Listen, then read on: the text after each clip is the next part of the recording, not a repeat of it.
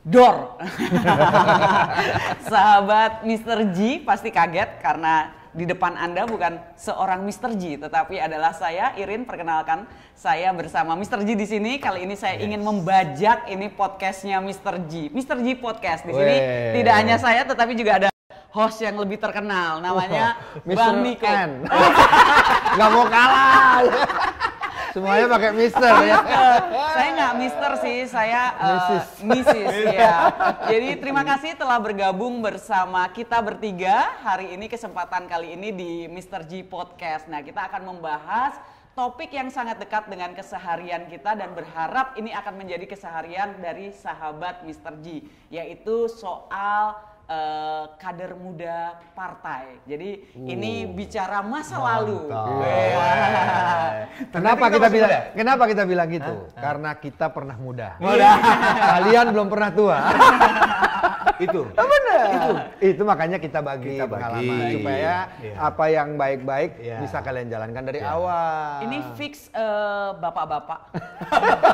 Jadi fix bapak-bapak merasa pernah muda. Iya dong. Dan enggak tergantung lah, kita juga masih ya? muda lah. Masih muda loh. Kalau Masih muda, jangan begitu dong. berdasarkan PBB itu kan di bawah 60 tahun. Iya, itu 60 muda. masih kategori muda. Iya, ya kan? benar banget. Karena di atas 60 udah menuju dewasa. Menuju dewasa.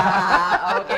Jadi para Dewasa bapak-bapak yang muda dan berasa muda, Iya. kita kembali ke topik, Iya, yaitu iya. membahas mengapa ini sekarang kalian adalah para anggota dewan nih, ya kan? Nah, tentu kesuksesan menjadi warga Senayan.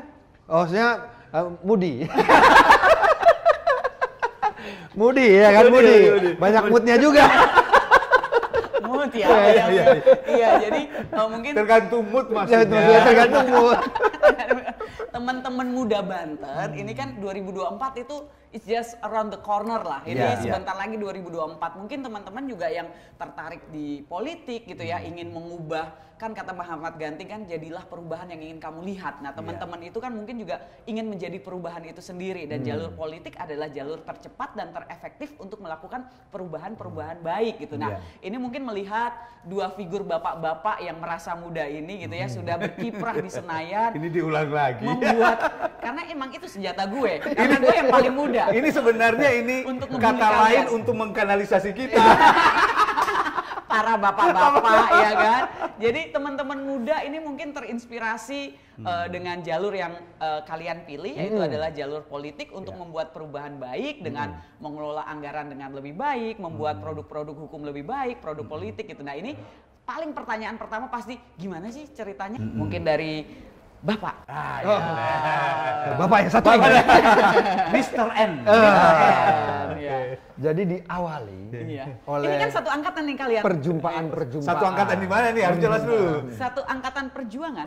Iya. Kan sama-sama masuk Iya, DPR iya. 2014, Iya. sebelumnya tergabung di organisasi kepemudaan milik PDI Perjuangan, Taruna Merah Putih. Nah, silahkan.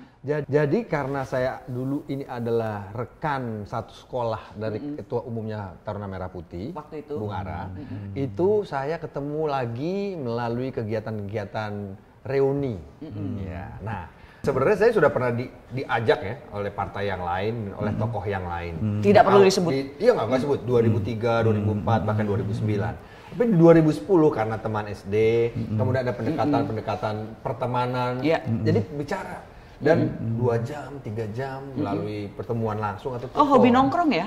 Nongki ya lah sekarang bilang. Iya, oke. Harus, karena memang kalau sama Bung Ara itu kalau ngobrol nggak bisa 10 menit, 15 menit, iya. ya kan, paham lah ya. Iya, iya. Seremoninya banyak. Iya. Sehingga di situ kita diperkenalkan kepada politik praktis. Nggak pernah ditawarkan untuk jadi anggota dewan. Iya. Iya. Nggak pernah sama sekali. Iya. Jadi bukan dibilang, Nik jadi anggota dewan PDI Perjuangan, nggak pernah. Oke. Tapi dijelaskan nih masalah perjuangan dari PDI Perjuangan itu sendiri, apa yang sudah dikerjakan oleh anggota-anggota DPR ya kan, dan kemudian mulai nih ikut dalam kegiatan politik praktis. Mulai nih kita donor darah, mengumpulkan dana buat Rohingya, ya kan? Iya, betul. Iya. 1M tahun 2013. 13. Yes. Kemudian hanya dalam waktu 2 jam. 2 jam. Iya.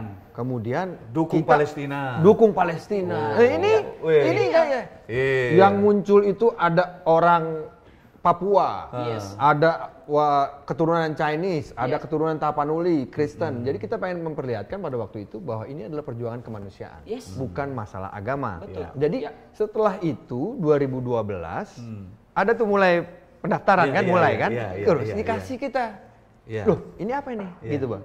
Oh ini pendaftaran. Saya sudah siap. Oh yang kau kerjakan selama ini, itu adalah kegiatan praktis dari seorang politisi. Nah ini bisa juga kau kerjakan nanti kalau sudah menjadi anggota dewan. Jadi gitu. Itulah awal perkenalan dengan partai. Tapi memang karena merasa ini adalah rumah besar nasionalis. Jadi memang cocok semua tadi kan, demo tadi, kemudian tadi ke Rohingya tadi. Itu kan kegiatan-kegiatan kemanusiaan yang sebenarnya menjadi solusi, panggilan hati. Kita kan jadi jembatan kalau kata Pak Bung Karno. Ini politik ini kan jembatan dari sebuah permasalahan kepada sebuah solusi. Begitulah kepada Kakak Iren. Saya kembalikan kepada moderator. Luar biasa. Pasti jutaan pemuda-pemudi Banten ini merasa tergugah. Iya. Bahwa politik adalah jembatan menuju solusi. Dan pengalaman Bang Niko nih dalam maksudnya bergabungnya itu belum. Bukan jembatan reformasi ya? Itu juga jadi, melalui jalur politik Iya, pastinya. betul. Iya. Itu adalah pertama panggilan batin untuk ikut serta di dalam kegiatan kemanusiaan dan itu dalam wadah kendaraannya politik dan rumahnya adalah PDI Perjuangan, bergabungnya dari kegiatan-kegiyang praktis malahan. Nah, kalau Bang Marinus gue udah tahu sih jawabannya. Tapi perlu ceritain lagi. Ini kan apa jawabannya? Tugas kau nanya, yang mau dengar penonton, bukan kau. Apa jawabannya coba? Ya kurang lebih sama. Tolong wakilkan. Jadi kalau Bang Marinus gimana nih yang benar-benar ibarat kata apa ya, kegiatannya itu kan 9 to 5 ya sebagai seorang konsultan pajak gitu, pakai baju rapi segala macam, terus kok bisa tertarik di politik, bergabung di organisasi kepemudaan punyanya PDI Perjuangan dan mengapa gitu? Nah, kalau saya sebenarnya ya background saya memang entrepreneur dari tahun 97 sampai ini. Dan saya tidak pernah terpikir juga untuk bisa harus jadi anggota DPR gitu atau mau terjun ke politik gitu ya. Tapi dalam perjalanannya ternyata jadi juga gitu kan. Nah, ini sebenarnya bermula karena saya kan orang yang suka berorganisasi, banyak teman, kemudian didukung dengan berbagai faktor gitu ya. Nah, kalau dalam teori kan ada 4 level manusia itu ya, kalau dia mau meningkatkan diri. Jadi di level yang terakhir itu setelah punya semuanya gitu ya, harus ada aktualisasi diri gitu kan. Nah, ketika itu karena saya berorganisasi, saya ketemu dengan teman-teman, lalu organisasi pemuda, organisasi gereja, organisasi macam-macam lah, ya, organisasi sosial juga, kemanusiaan gitu ya. Lalu bertemu dengan teman yang mengajak, ayo dong bergabung dengan organisasi partai gitu ya. Nah, lalu ketika itu organisasi partai masih kabur nih gitu ya, karena kita kan nggak ngerti coba bagaimana berpartai. Tapi dulu pada 2004 ketika Ibu Mega mencalonkan diri dengan bersama dengan Pak Hasyim Muzadi ya, diajak bergabung melalui Komando Bela Mega gitu. Ketika itu 2000. Tapi kan kita Jadi momentum aja kan. Presiden ya, kampanye presiden. Presiden. Nah, waktu itu tidak pernah terpikir bahwa nanti suatu hari saya akan menjadi anggota partai dan berkampanye sendiri demi saya jadi anggota DPR gitu ya. Nah, waktu diajak Komando Bela Mega itu karena kecintaan kita dengan Ibu Mega, figur Ibu Mega. Kenapa? Karena pada saat itu kan dari tahun 99 terjadi peralihan kekuasaan gitu ya. Dan Ibu Mega itu sangat tough itu dan ketika mencalonkan diri kita sebagai anak muda ya, masih muda sekali tahun 2004 ya. Iya. Ini sekarang ya lebih muda dari Anda lah sekarang. Saya 2004 baru semester 4. Enggak, seumur itu lebih muda dari Anda sekarang. Gitu loh. Iya. Jadi rasa fanatisme perjuangan yang dilakukan oleh Ibu Mega itu terasa gitu ya. Sehingga kita ikut masuk dalam organisasi itu dan kita ikut jadi tim pemenangan melalui Komando Bela Mega di Kota Tangerang. Kalau aku boleh merangkum sedikit cerita dari brother berdua ini, yang which is sebenarnya ceritaku juga sama gitu. Jadi memang benar teman-teman mungkin yang masih penasaran gitu ya, dalam artian bahwa gimana sih gue bisa gabung di organisasi saya partai ataupun langsung ke partai politiknya sebagai pengurus besarnya gini. Kalau kita tarik nih cerita, ada pepatah kan bilang hati-hati taruh pantatmu gitu kan. Jadi itu menentukan prestasi kan. Kalau kan duduk menentukan prestasi kan. Kalau dulu di kelas gitu. Nah, ini sebenarnya mengapa kita bertiga hari ini bisa di DPR RI adalah kita berkenalan dengan orang yang tepat. Yang membawa kita ke jalur politik yang dimana kita mengetahui bahwa itu adalah jalur dimana kita bisa mengaktualisasi diri. Bang Niko bisa menyalurkan, menjadi jembatan, menjadi solusi untuk masyarakat yang diwakili. Aku pun begitu. Jadi ikuti terus Mr. G Podcast, konten-konten di Mr. G TV yang lainnya. Nah, kita rehat sebentar, habis itu ada segmen kedua yang kita bahas masih bagaimana kisah para bapak-bapak ini menuju Senayan. Oke, terima kasih.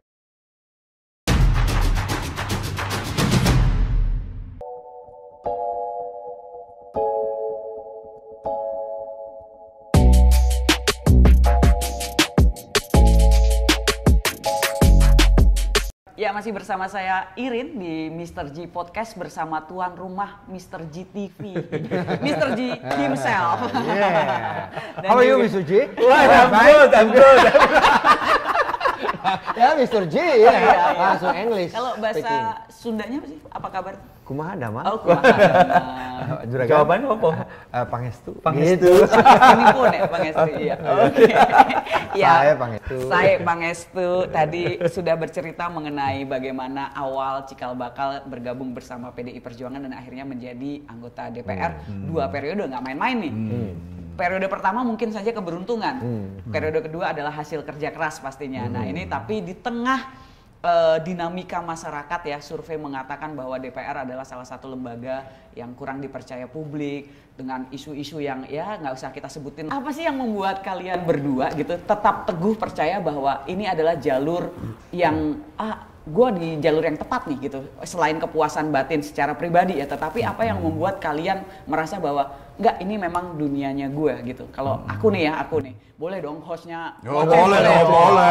Kan hostnya juga anggota DPR. 2 periode juga kita. Jadwal ya. Nanti rutin ya. Ini kan jadwal. Boleh. Dan nomor rekening. Itu yang saya tunggu. Ya.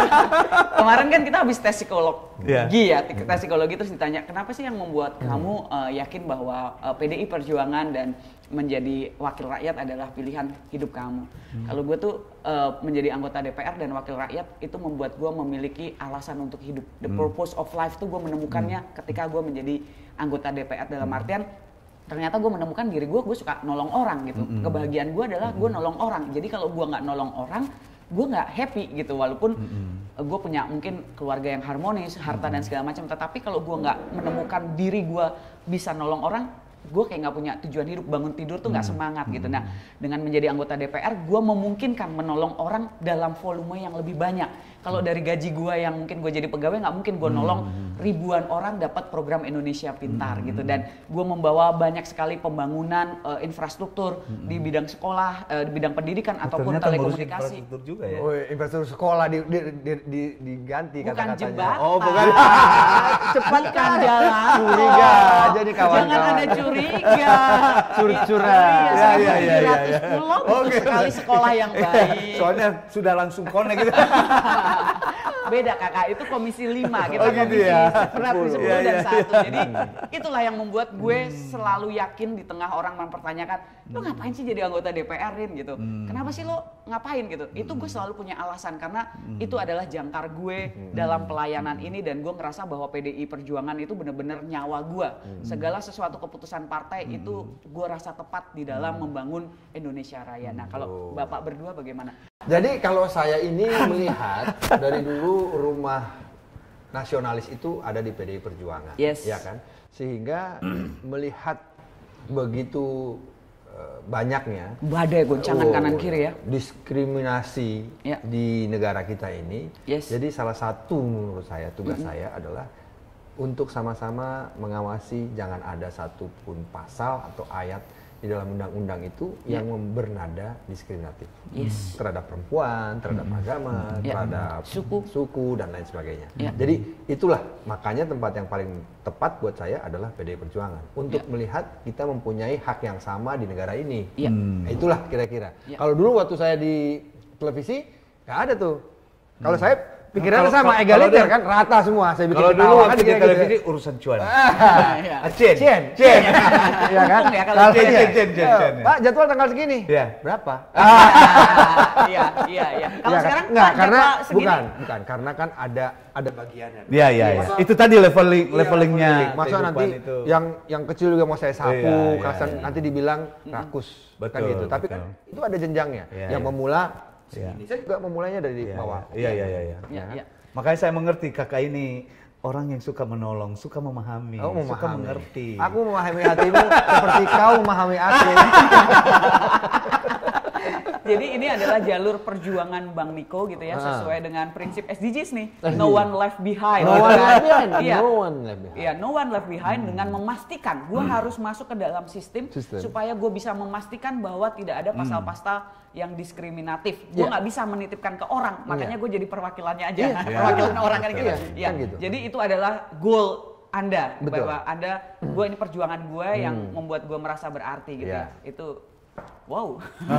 Luar biasa ya. Iya. Anda yang membuat kalau saya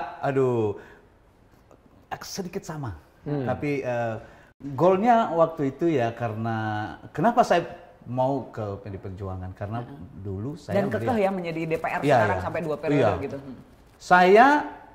Buat saya juga tidak akan keluar dari PDI Perjuangan. Artinya buat saya kalau nggak ada ya kalau tidak diterima di PDI Perjuangan ya sudah saya kembali ke entrepreneur aja kan begitu ya. Jadi kan begitu. Kenapa? Kan sejarahnya ketika saya memulai itu kan sudah saya sampaikan ya. Tapi perjuangan PDI Perjuangan yang selalu untuk semua. Itu yang membuat saya ini. Nah, di sisi lain kan dulu ada tagline-nya PDI Perjuangan waktu saya masuk, berjuang untuk kesejahteraan rakyat. Ya kan gitu kan. Ketika saya masuk itu, saya bilang ini kan kita sudah bisa berbuat macam-macam nih. Saya bisa bikin itu, saya bisa bikin itu, saya bisa punya itu, punya ini, punya itu. Tapi bagaimana mengaktualisasikannya? Bagaimana orang lain bisa tahu bahwa saya bisa berbuat loh, kan begitu. Mau tidak mau kan harus jalur partai, jalur politik. Lalu kan mesti cari partai yang cocok, yang memang benar-benar sama dengan. Dan itu saya temukan di PDI Perjuangan. Makanya ketika saya sudah menjadi anggota DPR pun, selalu saya fokus di situ. Tidak hanya urusan-urusan yang orang miskin, tapi orang yang berkebutuhan, yang ingin melakukan sesuatu tapi tidak bisa. Tidak selalu uang juga, tidak selalu.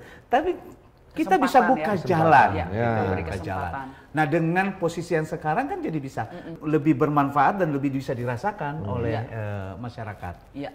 Dan saya pikir ketika saya memulai awal menyampaikan pada masyarakat, saya akan memperjuangkan aspirasimu. Apa? Gitu. Karena memang itu hakikatnya kita sebagai wakil rakyat. Dan itu saya teruskan. Luar biasa. Aku mau nanya nih.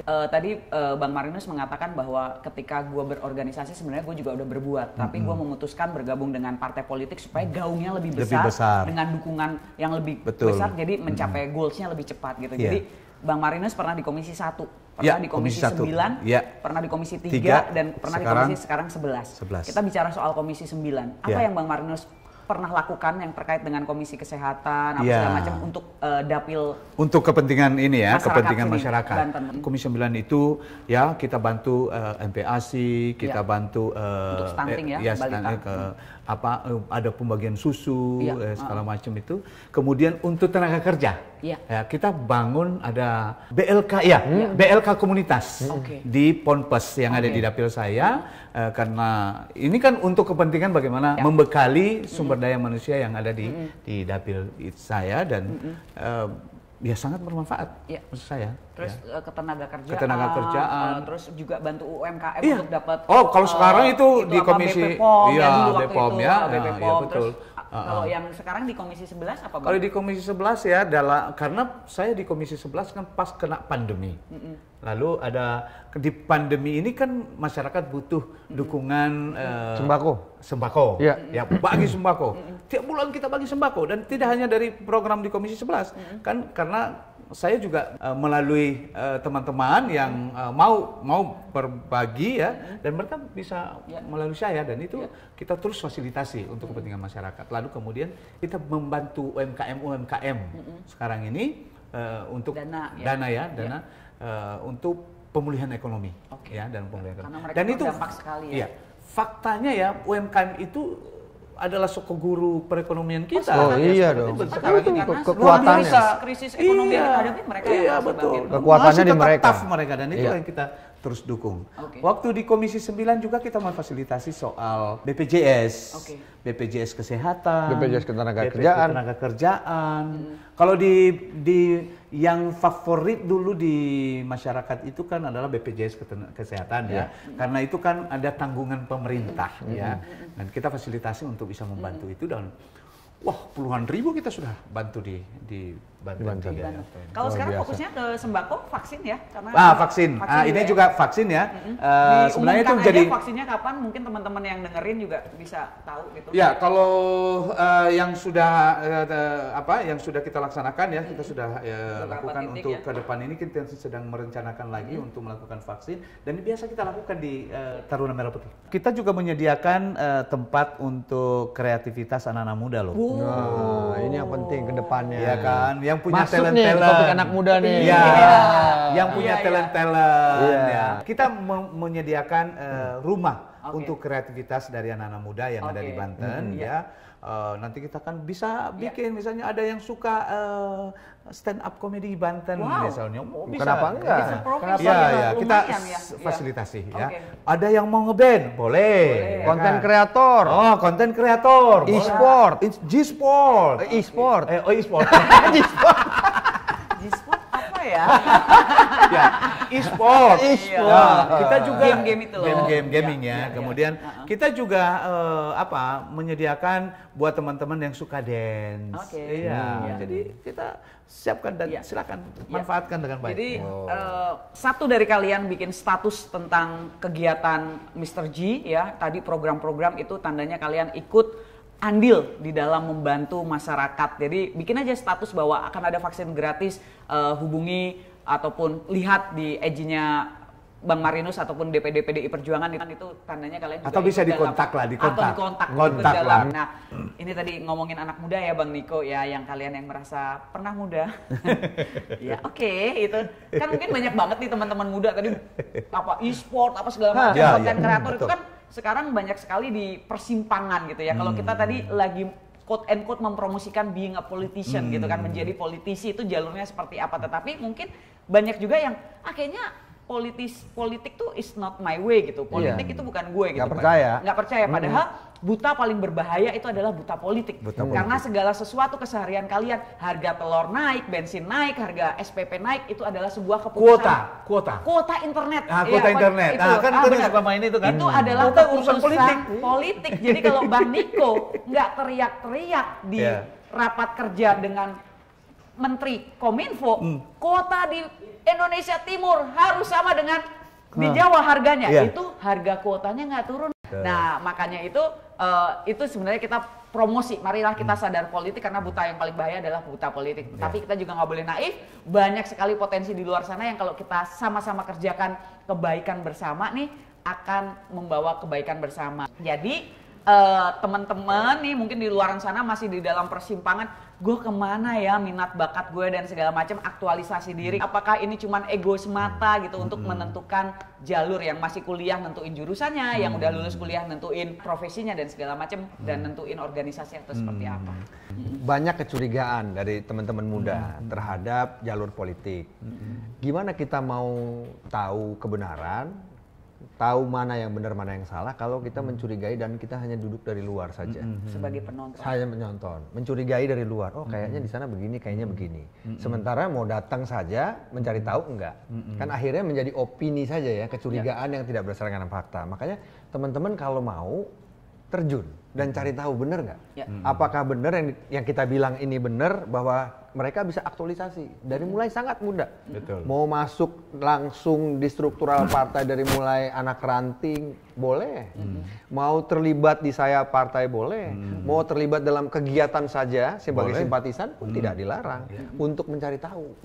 Nah, dan itu bisa dilakukan dari muda sekali supaya bisa, oh iya ya, oh saya ternyata nggak cocok memang sini. Oh ternyata ini benar buat saya. Oh ternyata ini bisa tapi saya harus begini. Nah itu bisa ditentukan kalau sudah turun. Nah tidak ada yang datang tiba-tiba, semuanya berproses. Jangan tiba-tiba anak muda mintanya dikasih karpet merah tapi nggak mau berproses, tidak mau melihat Bang Niko ini dulunya ngapain, hanya melihat oh posisinya tiba-tiba jadi gitu.